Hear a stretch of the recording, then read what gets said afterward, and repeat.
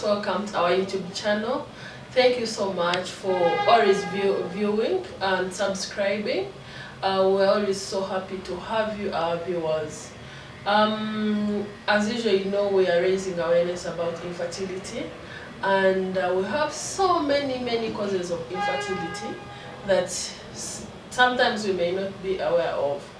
And today we have a guest who prefers to keep her identity anonymous, but she would like to raise awareness about one of the causes of infertility.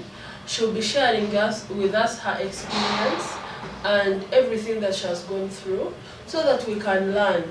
Sometimes these things, we experience them, we actually don't know what they are. And we thank God when we get one person who is able to come forward and give us the experience so that we can learn from them. So you're most welcome for today. I think we're going to dive into the topic. I think we're talking about adenomyosis, which is one of the causes of infertility. Trust me, most people have not heard about it.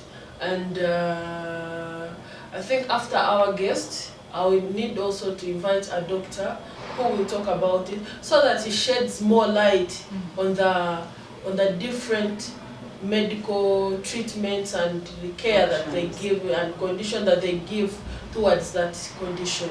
So you're most welcome. And adenomyosis manifest. I'm happy to be here, and happy to give awareness to fellow ladies out there. Personally, I had not heard about that word. I heard about it on the day I was diagnosed, and unfortunately, I had advanced adenomyosis. It was at the last stage, so pretty much there was nothing much we could do, but it manifests in the beginning. You may not even realize it is a condition, because it is about pain. Okay. You get painful periods. The more it advances, the more painful sex becomes. Sex. Okay. So penetration, as long as you are having sex, you feel excruciating pain. Actually, that is even, I think that word, we need to look for another word to replace excruciating pain, because it's too much. The pain is so much that you feel like your backbone, every part of you is involved in that pain. So in most cases, it starts manifesting as painful cramps. Okay. Because I lived with painful cramps for 2 years. So you're saying it came at a later stage when you're old? Yes. I had already had my children. And by 23, I already had 3 children. Okay. So there was nothing else that was stopping me from conceiving, because I wasn't actually on any family planning method, just to be clear. But I also did not conceive all this period of time that I didn't know I had the condition. Okay. But I thought maybe because we're being careful, because my husband is really good with my safe days. I don't know much about it, but for him it's good. So the first time I felt so much pain was in 2021. I felt excruciating pain, like so much pain. When I went to hospital, they did a scan. Unfortunately, the doctor told me I was okay. So this pain, does it come during sex only, or even periods, or even on daily basis? It doesn't have time. The more it advances, because initially I would feel pain only during my periods. That you are having your menses, that is the time you feel a lot of pain. But the more it advanced, 2022, 2023, I could literally live on painkillers. I'd even stopped using any other painkillers. I was using diclofenac injections. And because every time I would go to hospital, you would first pay consultation, they test you, and then they would inject you just to stop the pain. And the pain would go temporarily. So I noticed every time I would go to hospital, I'm in pain, they inject me with diclofenac. Yeah. So I decided to try it myself. I have the heart to. So I bought some diclofenac veils and syringes. So every time the pain would be unbearable, I would inject myself.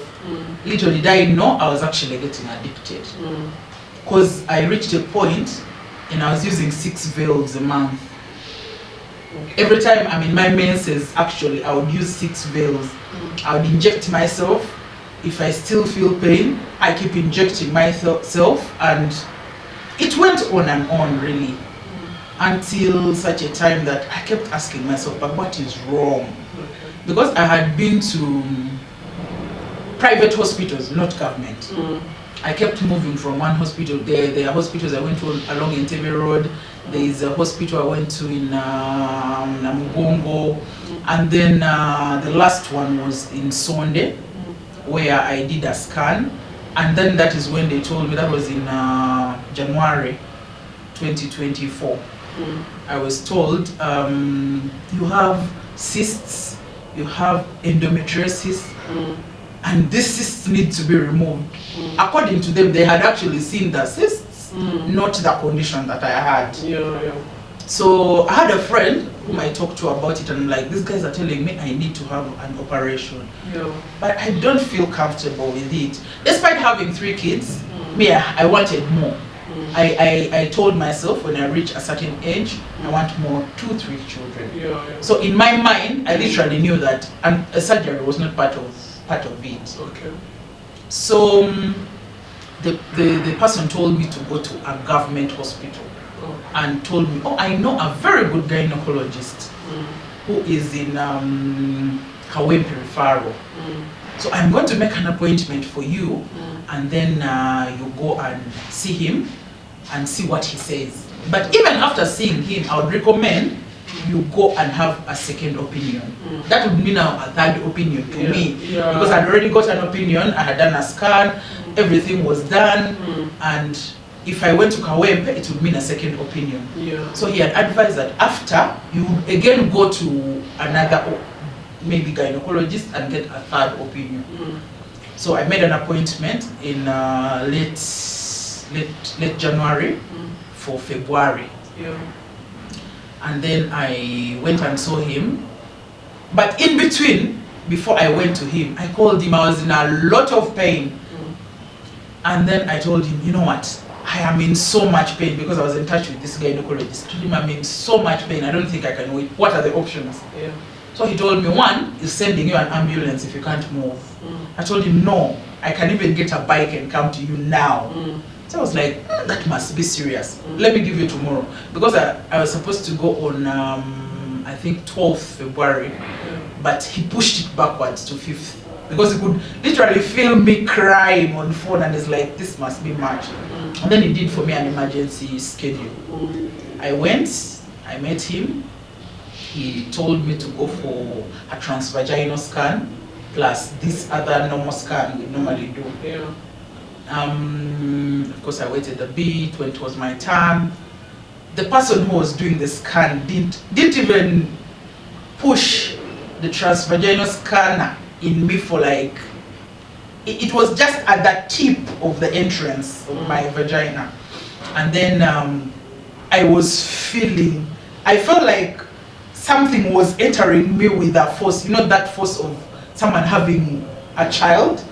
When it opens up I felt so much pain. So in the process, I was screaming. And then he was like, what is this? What could be this? What, like, are you feeling pain? I told him yes. So he told me, bite your teeth. So I bit my teeth, and then he fixed it inside. Like, he fixed and paused and looked at me and asked me, how have you been having sex? So I was like, I told him it has been painful. Like, the times I've had sex, it has been so painful. Because sometimes in between, as you're doing it, you feel like there is something wrong with you inside. Actually, like, you feel like there is, like, someone is putting salt or alcohol, liquor in a wound. That kind of fresh wound. That's the kind of pain I would feel. So he did it. He told me, you bite your teeth. This will last a short while. So he moved it around and pulled it out. And then did the outside scan and told me, you're a strong woman. So I kept asking him, what's the problem? He didn't tell me anything. He told me, no, you're going to go and talk to the doctor. You're going to go and talk to your gynecologist.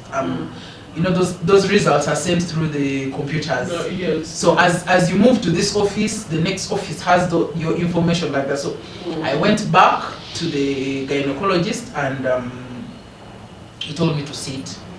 He asked me directly, do you have children? I told him, yes, I have 3 children. He asked me, do you want more children?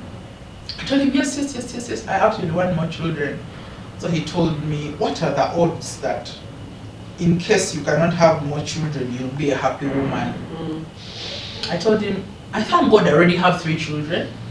Yes, I want more, but if it is, because I could see it now in his eyes. If it is a condition that needs me to be happy, needs my life, it will improve the quality of my life. The pain you have. Yes, then I don't mind.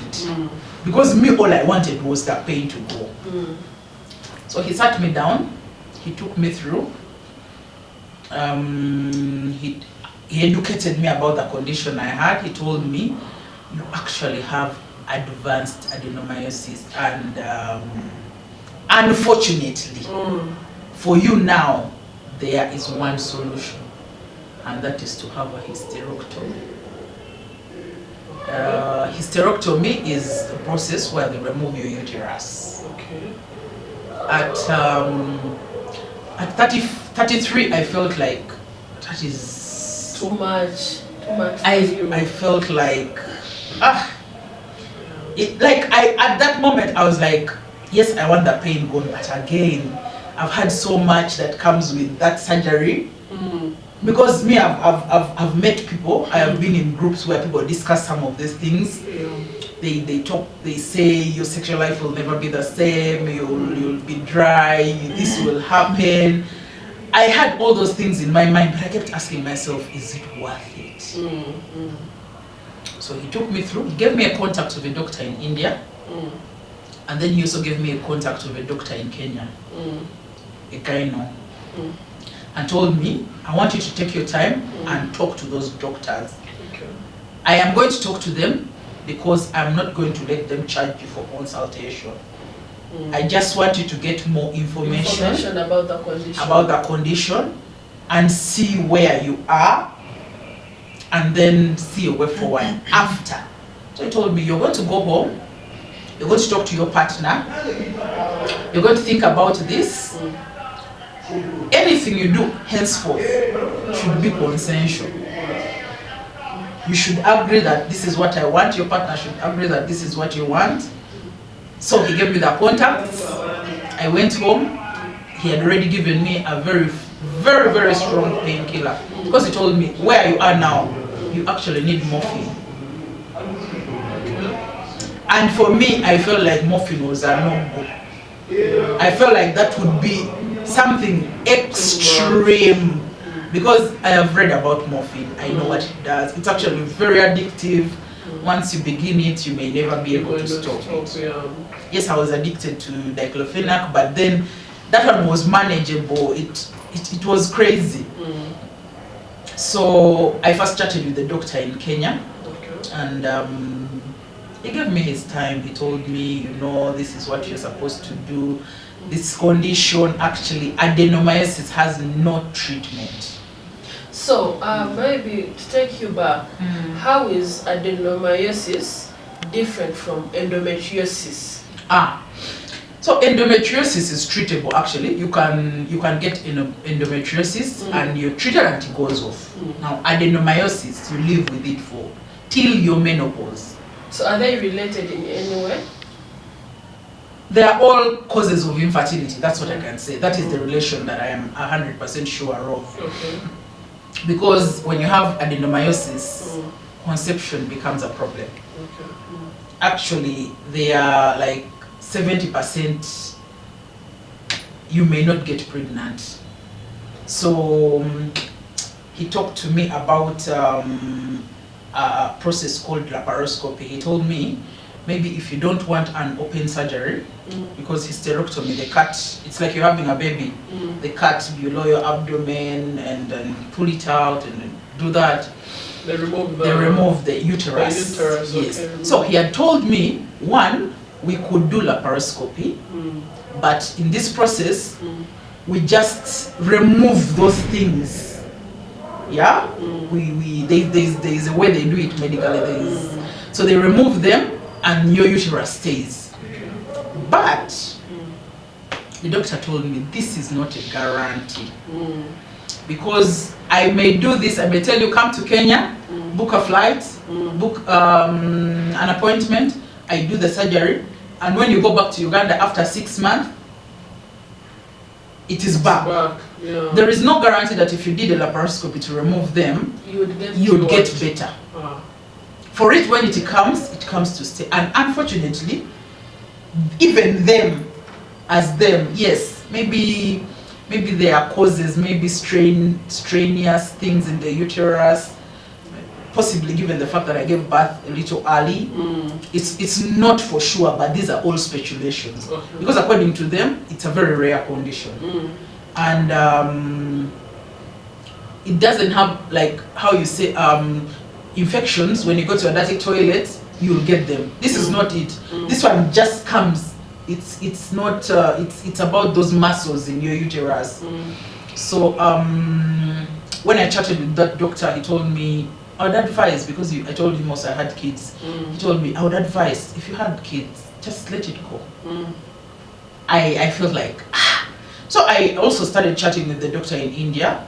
He was very, very, very receptive. He actually even did a video call and told me, show me your scans that you did, the past 3 scans. So I was able to show him, and he told me I would actually tell you to come because I want the money, but because you've been referred by someone that I know, I will not tell you to waste your money. I would advise you to just go for a hysterectomy, because this will give you permanent solution to your health. Because when you're getting that pain, you'll be there, you have that pain, you'll get a headache, you'll get a running stomach, like it is so much emotion, like it is intense. You can feel it's so intense that you'll not know where. Sometimes you're hurting and your head starts to pain and your stomach is paining, your abdomen, your back pain concurrently. So it's like you're in your cramps, but then you have a very bad backache. So he also advised me to do a hysterectomy. I went home, I talked to my partner. He said, but why don't you want to do this? Because we already have children. I told him, but me as me, I still want more children. He said, no, this is about your health. Would you rather be in this kind of pain, or would you rather keep the 3 children, thank God that you at least have the 3 children, and improve the quality of your life? So I told him, yes, I would want to improve the quality of my life, but I really, because me as me, I really want more children. I really want more children. So my sister connected me to her gyno, because the money they had asked me for that surgery was a lot of money. Like it was 8 million shillings, which I didn't have. So I was looking for someone who could accept 5 million shillings or below. So I got another gyno who was able to do it below 5 million. And when I went to him, he was also very helpful. He took me through and told me, you'll be fine. So we scheduled for a surgery on 2nd of March 2024.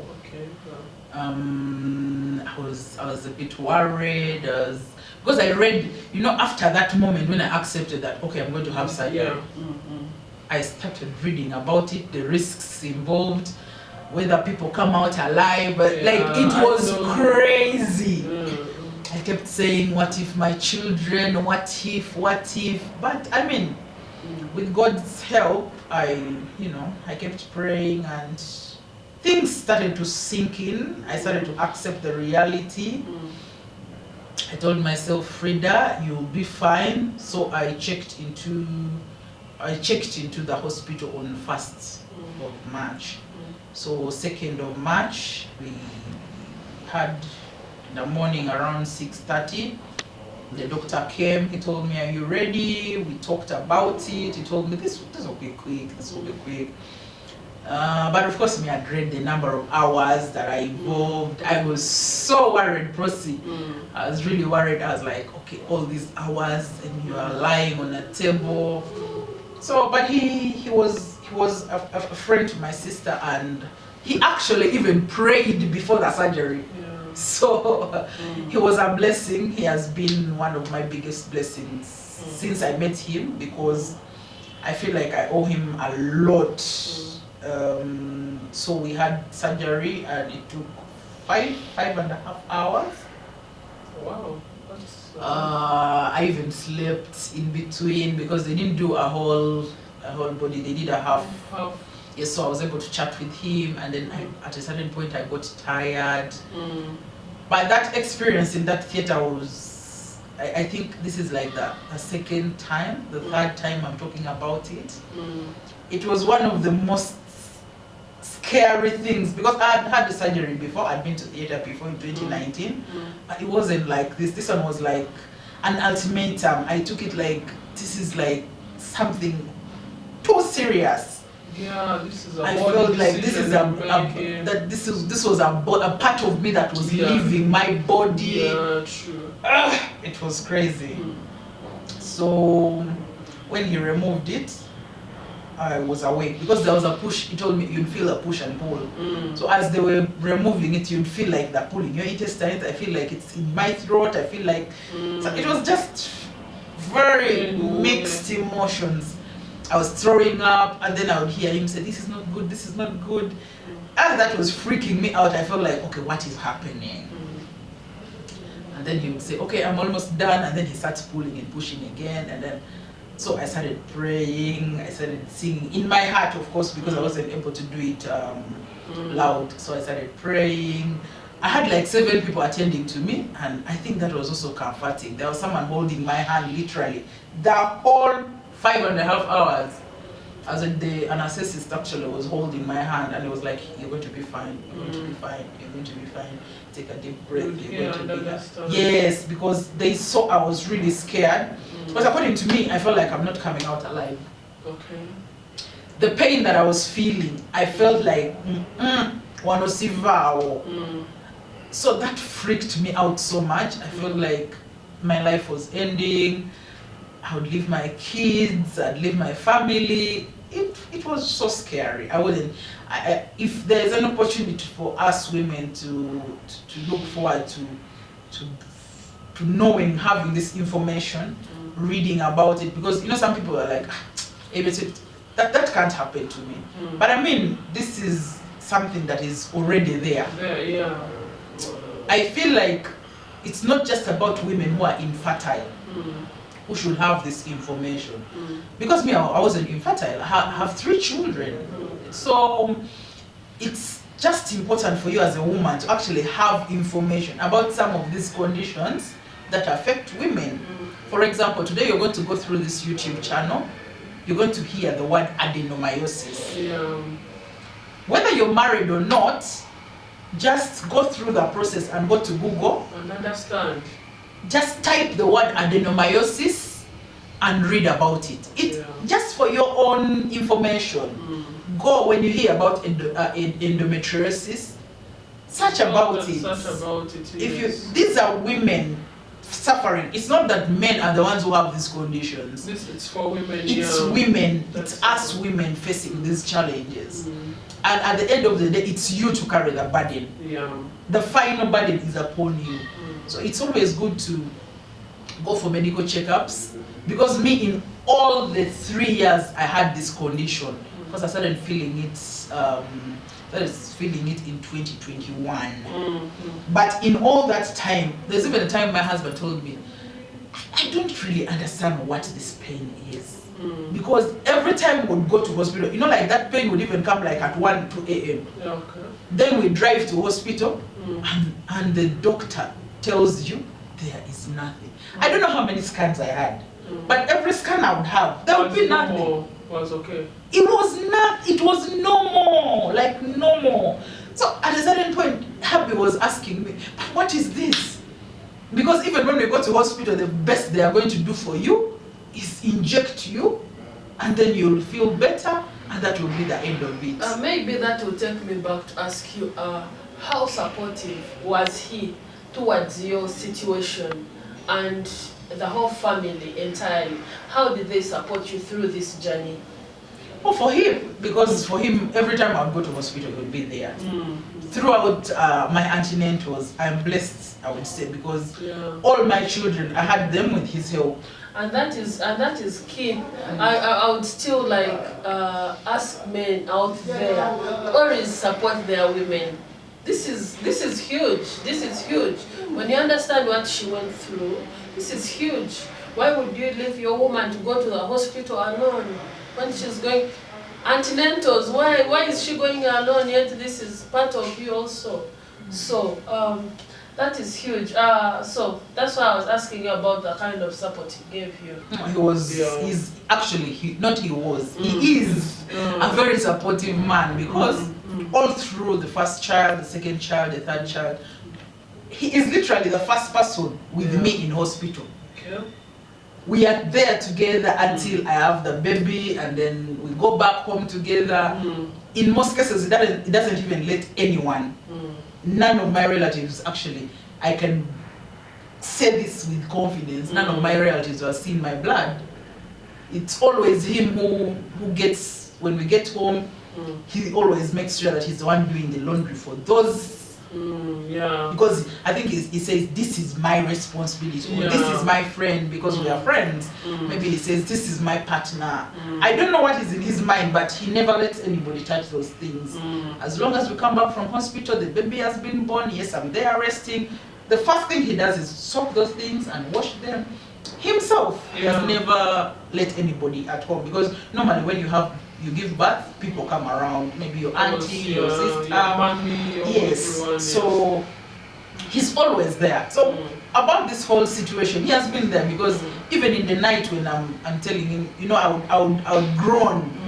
I wouldn't first say, wake up, wake up, wake up. I would first, like the more it pains, the more. So he would wake up in his sleep. Like, what's the problem? Like, I'm in pain. I'm in pain. Would even press, like, he would even press me thinking, okay, maybe it is cramps. Because at a certain point, we would go to hospital and they would not diagnose anything. So for us, we would keep thinking it is cramps. And he would get hot water quickly, get a towel and press me. So I would feel a little, I don't know, maybe because of the blood vessels, maybe as you put a hot towel, the blood vessels clear a bit, and then so you'll feel a little relief, possibly sleep. But he's been very supportive. Even during the surgery, he was very available. And of course, my friends were there the whole time. When I woke up from surgery, I saw his face and my friend. So they've been there, they've been supportive. They ask you, how are you? Even now, I wake up and they're asking, how are you feeling? And it's like, it's happened in March, but I still imagine, no, maybe she's not fine mentally. Actually, that was their worry. Because when I left hospital, they didn't see me break down. So they did not see you break down, but take me through, how was your mental health state from the time, because of course from the time you started feeling pain, because this is you was feeling it. Trust me, most people, even if they're around you, this is your partner, but they will not feel what you feel. Yes. So how was your mental state from the time you started feeling that pain to the time you discovered that you have adenomyosis, and then from the time when they took you to the hospital, took you to the theater, even removed parts of you? How was your mental health then, and how is your mental health now? I'd say initially when I was living in the nightmare, I would call it, because it was one of the worst times. The 2021 to